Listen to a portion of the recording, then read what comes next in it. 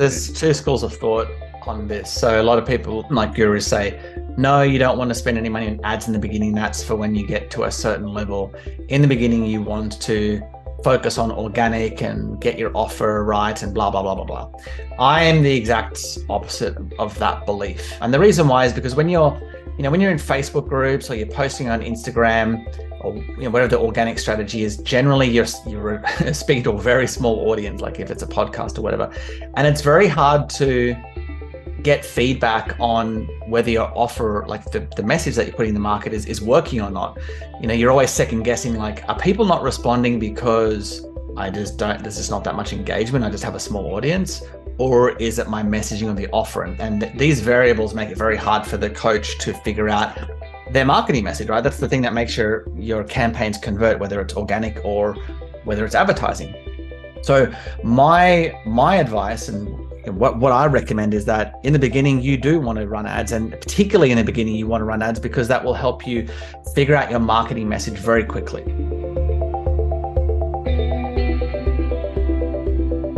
Welcome to another episode of the Health Coach Academy podcast. I'm your host, Omar Cumberbatch of OmarCumberbatch.com. As always, appreciate you joining and listening in.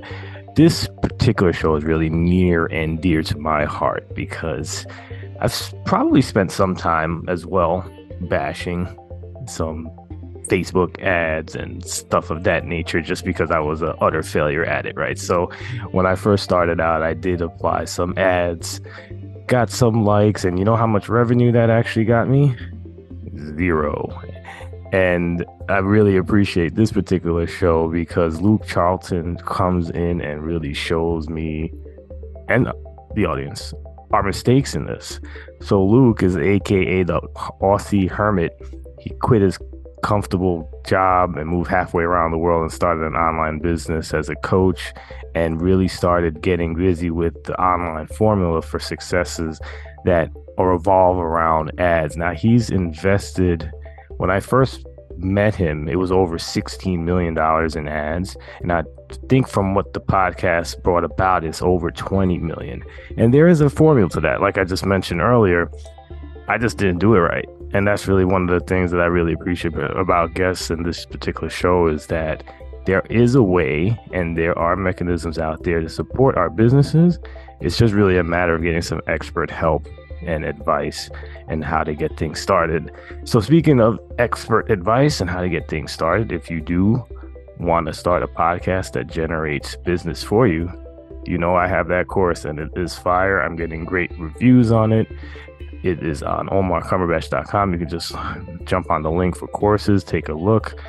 It's on the landing page, and it's something that's interesting to you, and you don't have a lot of time to dedicate to a podcast. We work all that kind of stuff out. So it's really something that I'm really excited about presenting to the world. And as always, please leave a rating and review on iTunes so I can continue to get awesome guests like Mr. Luke Charlton. So let's jump into the show. Hey, Luke, welcome to the show. How are you today? I'm very good, Omar. How are you? Fantastic. I love people from all over the world who can just shed some light on some of the things that I guess we have universal issues with. So kind of cool. Yeah. All right. So let me tell actually, I'll let you start with telling the audience a little bit about yourself, your background, where you're from, and how you got into this space. Yeah. So I been doing this for about 10 years now, helping coaches grow their business. And I actually started out as like I am from Canberra, which is like a government town. It's like it's the capital of Australia. It's kind of like Washington DC in that all the government jobs are there, and it's very 9-to-5 life. And so I when I left university or college, I landed a government job like pretty much everyone, and I realized that this is it wasn't for me. So I started searching other things to do, and I really liked working out in health, and so I became a personal trainer, and then I kind of discovered coaching around about the same time, and I thought, it'd be cool to combine both, like personal training and coaching, and do the mindset side of things. So I quit my job 2013, and the goal was to become a like a health and wellness coach. Mm-hmm. And I moved to London. And I realized pretty quickly that I didn't really like doing that for other people, funnily enough. I liked, work. I mean, to this day, I still work out and exercise and stuff, but I don't really like enjoying doing, coaching people in that area. But I really loved the marketing and sales side of things. And I found that I had like a natural talent for it because I was speaking to coaches, other coaches, and looking at their campaigns and helping them out. Because as a coach, obviously you meet other coaches. So I realized I really liked that side of things, and I started to work with coaches, and I struggled for many years, making a lot of mistakes, chasing a lot of bright, shiny objects. I did a lot of free kind of organic stuff in the beginning, like a lot of newer coaches. Like, we don't want to spend money on ads, so we were in like Facebook groups, and so I was doing Facebook groups. I was doing networking 5 nights per week because I used to live in London back then, and I had my own Google Hangout show, which is Google Hangouts, for those that don't know, was before YouTube. Yeah, YouTube Live. Had a podcast. I even started. I believe it's was the world's first marketing magazine for coaches. Probably haven't heard of it, but it was called I Love Coaching Magazine. So we had like Jack Canfield in that magazine, some other amazing coaches. So I was doing like a lot of different things to grow my business, and none of it really worked that well. Mm-hmm. And what frustrated me about the organic side of things was that it was very slow and took a lot of my time. And so I knew, look, I really want to learn advertising. And I bought this guy's course. His name's Jason Hornung, and he put up an ad in his private Facebook group saying, "Hey, I'm hiring, a media buyer, like to come work for me. Apply here," basically. So I applied out of 50 people and got the gig. And I went from spending like $20 a day on my own campaigns to like $100,000, or probably more, up to $200,000 per month, like literally overnight. I just got thrown in the deep end, and I learned a lot about how to scale advertising campaigns for coaches. So that was 2016, and since then I've been running ads for coaches since then. I spent at last count it was over 16 million, but that was a few years ago, so it's probably more over close to 20 million in advertising spend so far. So helping coaches basically get high paying clients from advertising. So I've been doing that the last seven years, and that's where I am today. So I run a marketing agency where I'll run ads for coaches, and I'll help them set up like an appointment generating system, and then show them how to close that, give them the sales script. And then I'll also have kind of like a done with you program where we will work directly with the coach. So versus doing it for them, we'll do it with them in more of a consulting type relationship, but same outcome, getting high paying clients from advertising. So that's what I do today. Yeah, no, this is real fascinating because, again, I know health coaches starting out have the tendency to try the organic route and try to spend as little amount of money as they possibly can up front. Is that a bad idea in the beginning, or you think that we can just jump right in and start actually? Yeah, so there's two schools of thought on this. So a lot of people, like gurus, say, no, you don't want to spend any money on ads in the beginning. That's for when you get to a certain level. In the beginning, you want to focus on organic and get your offer right and blah, blah, blah, blah, blah. I am the exact opposite of that belief. And the reason why is because when you're in Facebook groups, or you're posting on Instagram, or whatever the organic strategy is, generally you're speaking to a very small audience, like if it's a podcast or whatever. And it's very hard to get feedback on whether your offer, like the message that you're putting in the market is working or not. You're always second guessing, like, are people not responding because there's just not that much engagement, I just have a small audience, or is it my messaging of the offer? And these variables make it very hard for the coach to figure out their marketing message, right? That's the thing that makes your campaigns convert, whether it's organic or whether it's advertising. So my advice and what I recommend is that in the beginning, you do want to run ads, and particularly in the beginning, you want to run ads because that will help you figure out your marketing message very quickly. So for example, I can I'll give you a story. So a couple of weeks ago, I was wanting to put together a new for lack of a better word, funnel. Well, I don't really consider it a funnel. It's just like a free guide that I wanted to advertise because I was looking to bring in a different type of coach onto my email list, like a higher level coach, someone that is interested in running paid advertising. So I had an idea for a free guide to give away to get to attract that type of coach. All like literally within 2 hours, I created the free guide, set up the landing pages, the email automation to deliver that free guide when they opt in for it, wrote the ad, launched the campaign, all within 2 hours. By the halfway through that day, I knew that offer was something that the market wanted because I could see the people opting in for it. Like a literate, so like what was that? It was like with 12 hours. Within 12 hours, I knew from the response that I was getting that people wanted that offer. Back in the day when I was, running around like a chicken with its head cut off, basically, because I didn't know what I was doing. Trying all these different messages, putting this out there, and not really getting enough engagement or traffic to know like if my offer was actually something they wanted. I would spend months trying to figure that out. And now, like with the power of advertising, you can literally do it like in a day. Now, again, I have a lot of experience doing this, so what took me 2 hours would probably take a coach maybe a couple of weeks to get that up and running for the first time.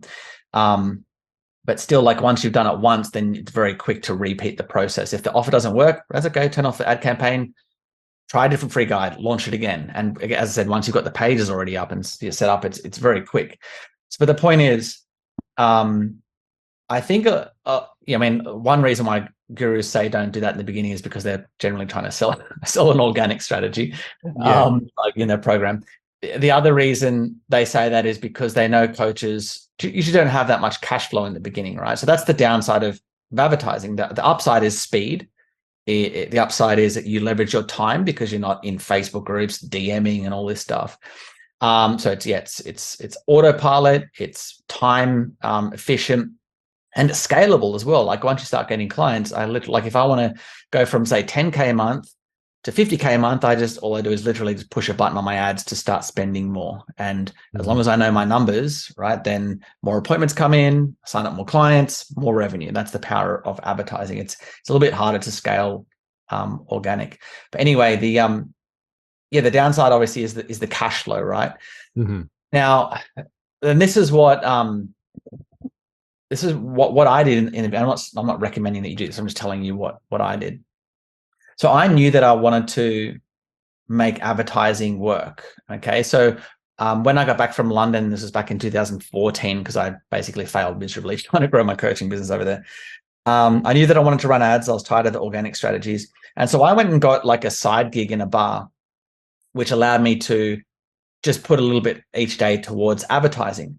And then, as I said, like I started working with Jason and his agency, and he paid me, being a contractor, right, working for him, and I got the privilege of learning an amazing skill from him. But I used that money that I generated from him to put towards, again, to continue my own. Like I was still running my own advertising campaigns on the side while I was working for Jason. Mm-hmm. So the point is, like, yes, in the beginning, I recommend that you run ads. If you don't have cash flow, find a way, do something on the side that allows you to put just $30 a day towards ads.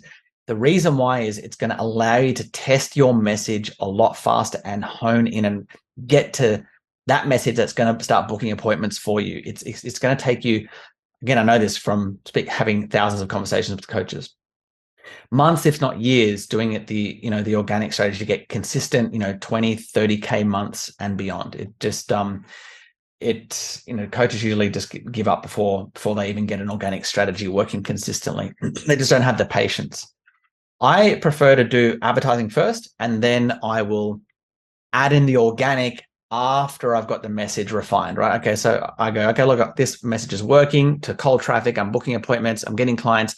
Now I'm going to go add a podcast on, and I'm not stressed out about whether the podcast gets me any appointments in the beginning. I know that my ads are getting me appointments, and the podcast is more of a long-term view, or I'm going to do like a regular blog, or I'm going to do whatever other organic strategy, because organic strategies are a long-term play and they're much more effective if you have a dialed in message, if you know what message is resonating with the market. So I'm of the opinion that you should be doing advertising in the beginning. It's so quick and easy to get set up. You can test your message very cheaply. And just by the fact that you can test it very quickly is just such a huge benefit that not many people really speak about, but critical for the beginning of your business. No, I love that you shared that, because it's definitely something that I've not had a person come on and explain it that way. And I really like that a lot. So I guess the follow-up question to that is like, what's the landscape cost-wise over the various platforms that you would recommend a coach who's just starting out try to do this particular strategy? Yeah, like how much? Sorry, how much? Like the cost on each platform? Is that what you're asking? Oh, yeah, that, or just even something like what would be an effective like say budget starting out for the So just that's a good question. So I'll talk through the strategy. It depends on like the funnel that you're using. Like if, for example, if you're doing like a webinar funnel as an example, right? So you have to get people register for the webinar. That's step one. Then you have to get them to show up. That's step two. Then you have to get them to, finish the presentation. Step three. Then you have to get them to buy. And so in order to fully test a webinar, you probably want about 100 people to show up, right? That will give you a good sample set to know, like 100 people showed up. I pitched them my offer and one person bought a webinar. So it gives you, and then you do that a few times and you start to get your numbers. But then you have to kind of go, okay, if I need 100 people to show up, how many do I need to get to register? Okay, well, if you look at your numbers, generally for a live webinar at the moment, 25% of people will show up, right? So, if I need 100 people to show up, that means I need to get 400 people to register, because you just go 100 times, that's like 25%, right? 100 times 4. And then if your cost per registration, I need 400 people to opt in to get 100 people to show up to the webinar. Then the cost per opt-in for a B2B webinar is probably about $1,500. And then for a B2C webinar is going to be anywhere between $5 to $8 on average at the moment. So if we're talking to health or wellness coaches, let's just say it's $8. So we go 400 people registered times 8. Means you need to spend about $3,000 on a webinar just to test it, right? Mm-hmm. Now that's a lot of money. And this is why I don't recommend like a webinar if you're getting going, or even like a 5-day challenge, because you're going to have to spend, again, money to get people to register and then show up. You need kind of a big sample set. What I teach is super simple, right? What our goal is with the advertising campaign, as I said before, is just to get an appointment. And so it would make sense then to use the most simple, straightforward approach to get an appointment, like again, for lack of a better word, funnel, but I don't really call it a funnel. So for example, a lot of clients on my agency side, if they have a strong enough offer, or if they've got good credibility, good experience, what we can do is we literally pitch their program in the ad. And we'll drive, we'll pitch it in the ad, and we'll go ad, and it'll go straight to a page with their calendar on it. So people will go from the ad and book in a calendar. Sometimes we have to send them to a short video first before they go through to the calendar. It just depends on the campaign and the client and the amount of competition in the market. Either way, the point is we go ad, appointment. That's the main goal. And then another common strategy we use is a free guide, like what I mentioned before. So what I do is I give away a free guide, and then on the very next page, so the thank you page, I pitch a free call, a free 15-minute call, a free 15-minute advertising audit, where I audit their campaigns and help them out for free. So that's my offer to get them on the phone. But the point is that they opt in for the free guide, and a certain percentage of people will jump on my calendar from there. That's the main goal. Mm-hmm. So to answer your question, with that type of funnel, your advertising budget doesn't have to be that high. Like I recommend about $30 per day in the beginning, and you're going to be spending that for about 30 to 60 days if you're getting help from someone. If you're just jumping on and you don't know what you're doing with advertising, or you've never run ads before, you don't really know marketing, your offer is unproven or whatever, you're doing it by yourself, you might be doing it for a lot longer. But I recommend, whether you're doing an organic strategy or advertising, get a mentor. Like if you're serious about growing a successful coaching business, get a mentor. It will cut down your learning your path to results immensely. Like, yeah. So if you're going to do ads, just get someone who's an expert helping coaches to run ads. It's just it's hard kind of figuring it. It's like walking around the dark blindfolded trying to figure it out, right? So either way, whether you're organic or advertising, get a mentor, get someone that's good, and then I would say 30 to 60 days. That's the average when my clients are working for us to start getting appointments. And then from there, it's just about getting on the phone and learning how to close these people coming through. So, but again, that's a conservative average. Sometimes it's faster, sometimes it's a little bit longer, but that's 30 to 60 days from the campaign launch is when the appointments start to generally come through. Yeah, no, it's fascinating that, like how you were mentioning the masterclass specifically, and you needed like a lot more steps for it to actually go around. Yeah. Where like, I guess if you minimize those, you can actually cut costs as well. If it was even just something that you had a landing page that was at least very effective to drive to something else that you're selling, it could even cut it actually more as far as like, I guess the conversion, correct? Right, exactly right. Yeah. Interesting. Yeah, no, this is really good stuff. So yeah, so I guess at the end of the day, like those budgets would be, like you said, $30 a day. Is that respectable across Facebook, Instagram, and any other platforms for the most part? Yeah, again, it depends on like LinkedIn sometimes is a bit more expensive, although my lead cost on LinkedIn is the same as Facebook at the moment. So just so LinkedIn, from my experience, is comparable. I've run, for me anyway. Most like my client campaigns, we just deal with Facebook and Instagram. I've run my personal campaigns on YouTube as well and get very similar cost per clicks on that. Now, $30 per day, that's entry level, right? So that's all you need. Sit it there and you'll know based on spending that amount, how well your campaign is responding. But again, it's not $30 a day. And this is something that I was stuck with when I first started ads, is like, how long do you, so $30 a day for how long? Like, how long do you wait? And this is obviously comes down to knowing how to interpret your numbers. But in general, it's like a free guide. I can spend $50 to test, $50 to $100 just to test whether my free guide was working. That's why I mentioned in my story, like I launched the campaign and halfway through that day, I knew it was an offer that was resonating because, I'd spent $50 and I could see people were opting in. And then from there, basically the opt-in cost stayed the same. So you don't need to spend a lot to test a free guide, like a lead magnet, $50 to $100. If it's not getting you the numbers that you want, again, everyone has different KPIs, but then you turn it off and you try a different free guide, or you rename the free guide and have a different hook or whatever. If you're going straight to an appointment, generally I'm spending 2 times the KPI. So if you want appointments for, like if you're in B2C, generally your appointments, you want them between $30 to $70, somewhere in there. So I will spend twice that. So in the beginning. So if I want appointments for say $50, that's my KPI.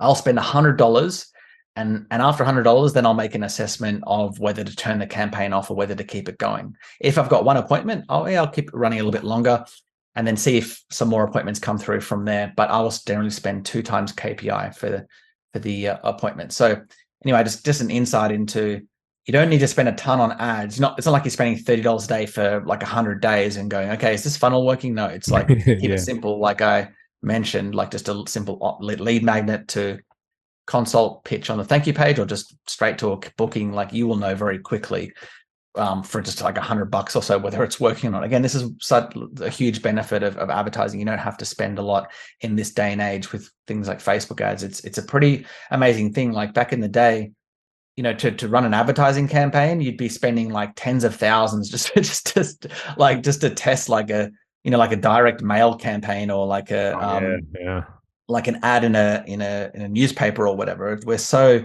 lucky with ClickFunnels and Facebook and all these online advertising platforms, and people still complain about tech and stuff. It's like you can move forward so quickly in today's online environment. Yeah, no, it is amazing. I know on my end, as far as whenever I see a paid ad, I'm particularly turned off. I don't know if it's just me. Like, how receptive are people to ads knowing that they're ads?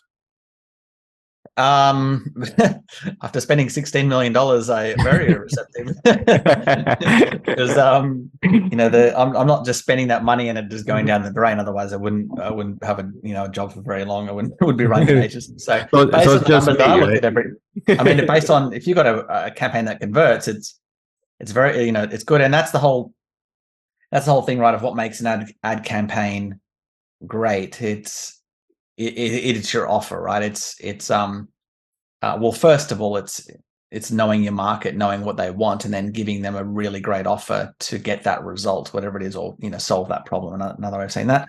So yeah, if you put like an off, to answer your question, Omar, if are people receptive to it? Well, no. If you put a terrible offer in front of them, they're just gonna keep scrolling basically. But if you put an amazing offer in front of them, whatever it is, it could be a free guide, it could be a free workshop, could be a $10 book that you're selling or whatever. It doesn't. The point is, if it's something that speaks to a very like a pain point that they have, that it won't matter whether it's advertising. It's like, let's say, so for example, I've got a client, right? She helps women to heal their cancer. So she survived stage 4 cancer. She has this methodology that she uses, and she's worked with a bunch of women and helped save their life, basically. Do you think if like there's a woman who has cancer, right? Let's say she's got stage 4 cancer, and she's scrolling through the news feed, and she's quite skeptical. She doesn't like advertising, but then all of a sudden she sees my client's ad pop up in front of her and says, "Hey, I beat stage 4 cancer using these non-traditional protocols. I'd love to share with you this methodology for free. Just click here and we'll have a chat." Like, do you think she's going to go, "Well, no, I don't believe in advertising. I keep scrolling"? No, she's going to go, "Oh my gosh!" Like, not even going to be thinking about whether it's an advertisement or not, right? Right. To answer your question, I think that people get annoyed when you put annoying ads in front of them, and that's why it's kind of like how Facebook brought in that thing, or because of the Apple iOS update, there's a lot of platforms now say, "Hey, do you want to basically do you want us to track you so we can deliver you relevant ads?"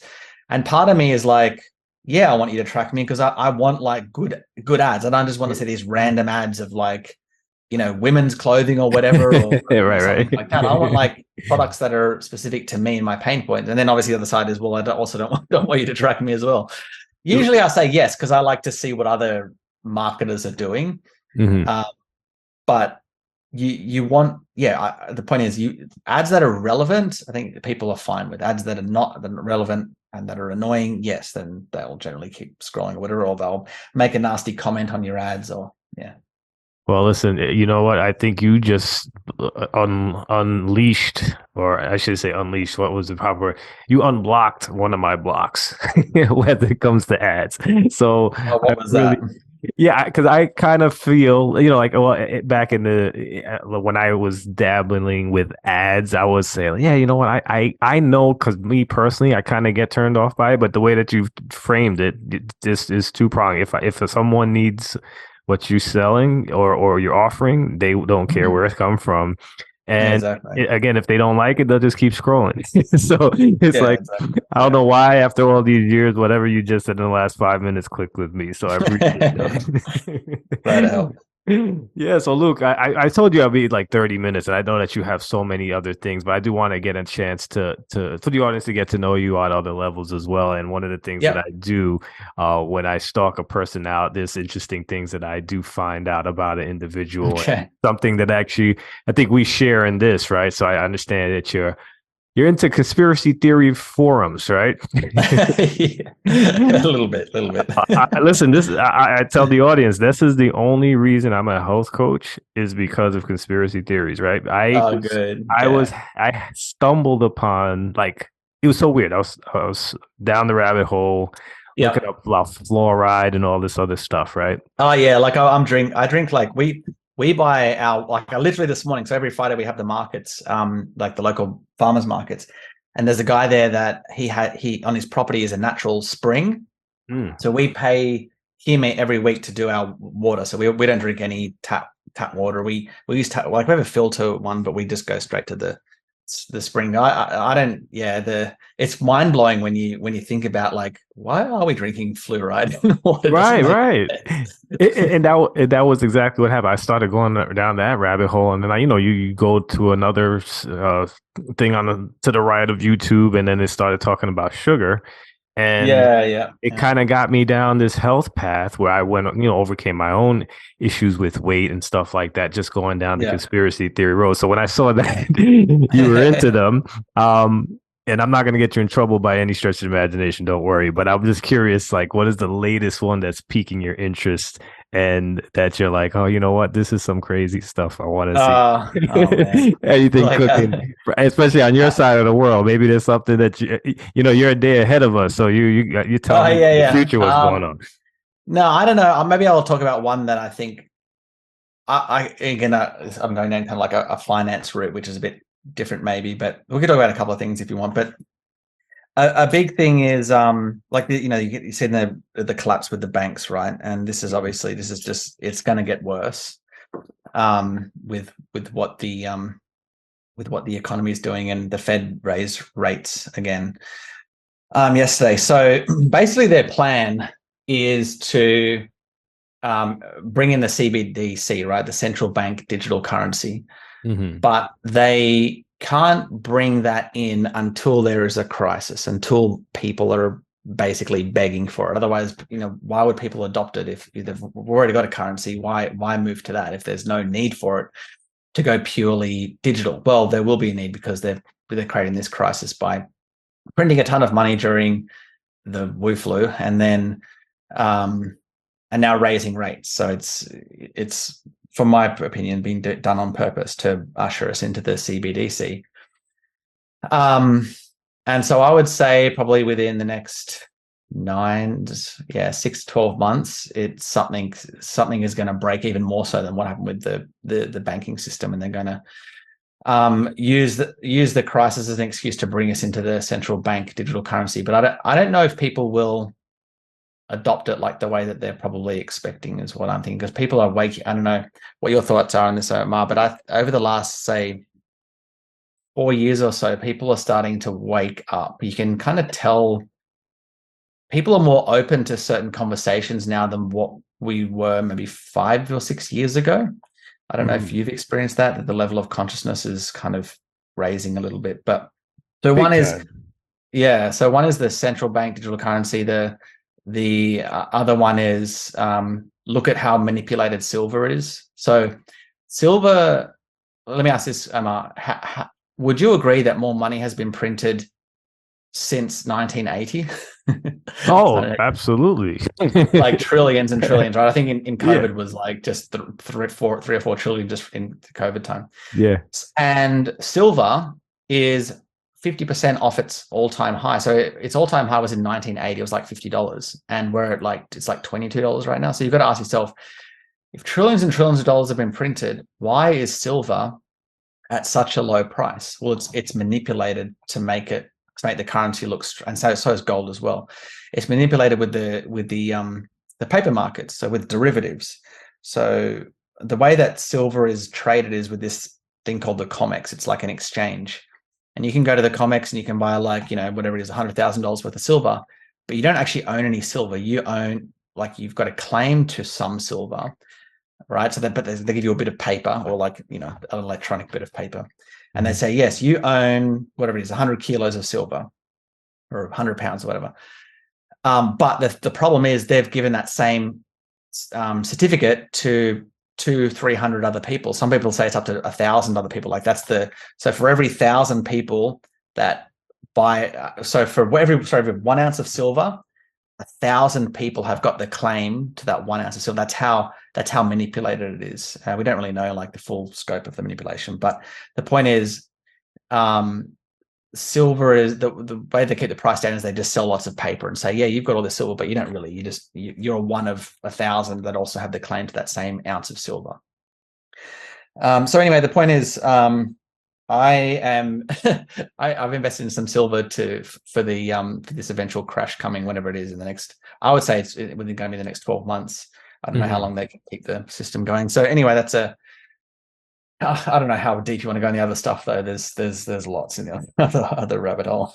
Oh no, yeah, I love it. Yeah, I just like, no, this is more than enough. I don't want I to. wanted something useful that people could maybe take away. Think about maybe I should check out silver. Okay, yeah, No, no, this is useful. Like I said, at the end of the day, like we have to prepare, right? We have to get that's our right. Yeah, finances in order. And one of the things is like, we want our businesses to be in a booming position where we could possibly be aware of all of the things that are going to be happening in the near, yeah, exactly. unfortunately. So this is good stuff. So yeah, no, I appreciate that insight. That was fun. As like I said, I know that we have a lot to cover, and I'd love to have you back on to drop more knowledge, but this was really, really No enlightening, problem. especially with the concept of ads, because I know how many of us are very, very reluctant by either bad advice or just not being aware enough to utilize ads in what we're doing in the health coaching Yeah. space. So I definitely want to give you an opportunity to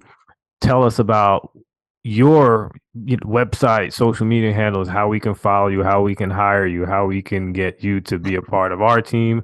So I want to give you an opportunity to tell us all that right now. Cool. Yeah. So I mean, you can just look. My website's just lukecharlton.com. When you go there, there's like a free guide called the 9 email offers that get coaching clients for free. So you can just send those email offers out to your list if you want some more clients. And also the other free guide that I created that I mentioned is called number 9. It's also called number 9. The 9 Facebook ads. 9 Facebook ads that landed over 1,000 clients. And in there is some ads that I wrote for Bob Proctor. So if you download the 9 email offers that get coaching clients for free, so just go to my website lukecharlton.com. Just send me an email, and I'll also send you that other free guide, the nine Facebook ads that got 1,000 clients. And then once you're on my list, you can contact me from there. Awesome.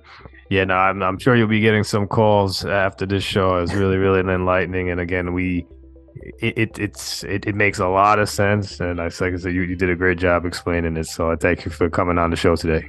No worries, Amar. I had a lot of fun. All right. Appreciate you. Have a great rest of the day. Cheers. You too. Hope you enjoyed listening to today's episode of the Health Coach Academy podcast. If you did, jump over to iTunes and leave a rating and or review. It goes a long way in helping get this message out to our fellow health coaches and people in our industry. Also, if you can, jump over to my website, omarcumberbatch.com, where I give out a lot of freebies, including my 5-day sugar challenge for people who are having issues with sugar. And also for health coaches, I have the book, Hidden. It's the 6 not so obvious ways to get your clients unstuck. Have a great day.